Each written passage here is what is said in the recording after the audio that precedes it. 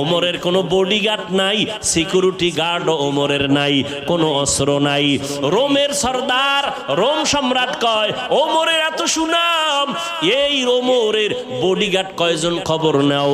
গিয়া খবর নিয়ে দেখে কোনো বডিগার্ড নাই, একা একা চলে। কয় একা একা চলে, অর্ধ দুনিয়ার বাদশাহ।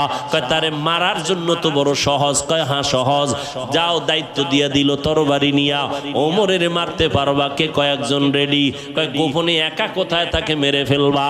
খবর নিয়ে দেখে এরকম একটা খোলা ময়দানে পাহাড়ের পাশে ওমর একা, হাতের বালিশ বানায় ঘুমাইতেছে, আর কেউ নাই।